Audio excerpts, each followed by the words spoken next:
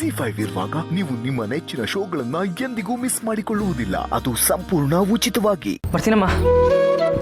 ಸುಬ್ಬು ನನ್ನ ಫ್ರೆಂಡ್ ಸ್ವಾಮಿ ಫೋನ್ ಮಾಡಿದ್ರೆ ನೀನು ಮಾತಾಡಲೇ ಇಲ್ಲ. ಆದರೆ ನಿನ್ನ ಧ್ವನಿ ಕೇಳಿ ನನಗೆ ಮೆಸೇಜ್ ಮಾಡಿದ್ದ.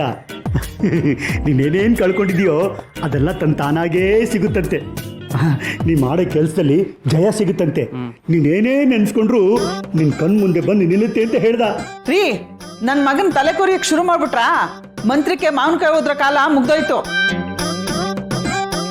ಕಾಲ ಯಾವುದಾದ್ರೇನೆ ಮನುಷ್ಯ ಬದುಕಿರೋವರೆಗೂ ಅದೃಷ್ಟ ದುರದೃಷ್ಟ ಅವನ ಜೀವನದಲ್ಲಿ ಬಂದು ಹೋಗೋದೆ. ಲೋ ಮಗನೇ, ನನ್ನ ಫ್ರೆಂಡ್ ಭವಿಷ್ಯನ ಅಷ್ಟು ಕಡೆಗಣಿಸ್ಬೇಡ. ಅವನು ಕರ್ನಾಟಕದಲ್ಲಿ ತುಂಬ ಫೇಮಸ್ ಕಣೋ. ಟಿ ವಿನಲ್ಲಿ ನ್ಯೂಸ್ ಪೇಪರಲ್ಲಿ ಅವನದೇ ಸುದ್ದಿ. ಅವನು ಹೇಳೋದೆಲ್ಲ ನಿಜ ಆಗುತ್ತೆ ಕಣೋ. ಸುಮ್ಮನೆ ಇರ್ತೀರಾ? ಅದೇನೋ ಹೇಳಿದ್ರಲ್ಲ, ನೀನು ಅನ್ಕೊಂಡಿದ್ದೆಲ್ಲ ಕಣ್ಮುಂದೆ ಬಂದು ನಿಂತ್ಕೊಂಡ್ಬಿಡುತ್ತೆ ಅಂತ. ಇದೆಲ್ಲ ಆಗ ಮಾತಾ? ಹೌದು ಕಣೆ ಸುಬ್ಬು. ಈಗ ನೀನು ಏನಾದರೂ ನೆನೆಸ್ಕೋ, ಏನಾದರೂ ಯಾಕೆ ಯಾರನ್ನಾರು ನೆನೆಸ್ಕೋ, ಅವರು ನಿನ್ನ ಕಣ್ಮುಂದೆ ಬಂದು ನಿಲ್ತಾರೆ ನೋಡು.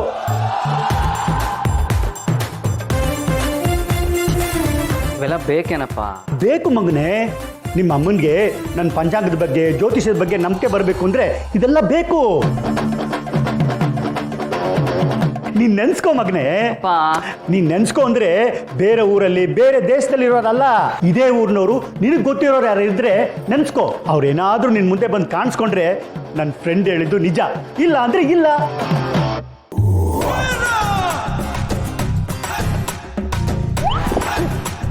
ಸುಬ್ರಹ್ಮಣ್ಯ, ನೆನ್ಸ್ಕೊಳೋ.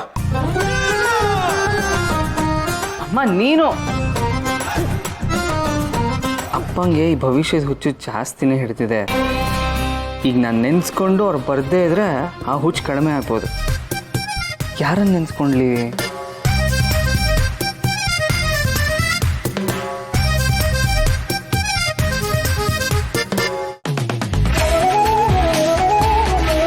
ಇಲ್ಲ ಇಲ್ಲ, ಅವರು ಬೇಡ, ಬೇರೆ ಯಾರನ್ನು ನೆನೆಸ್ಕೊಳ್ಳಿ?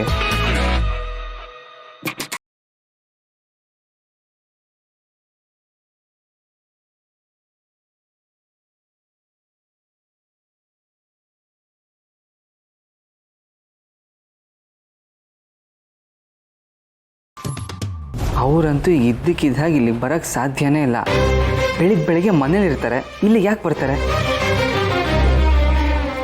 ಅಪ್ಪ, ಈಗ ನಾನು ಶ್ರಾವಣಿ ಮೇಡಮ್ನ ನೆನೆಸ್ಕೋತೀನಿ.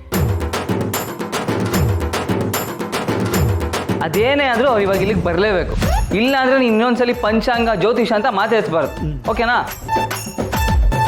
ಆಯ್ತು.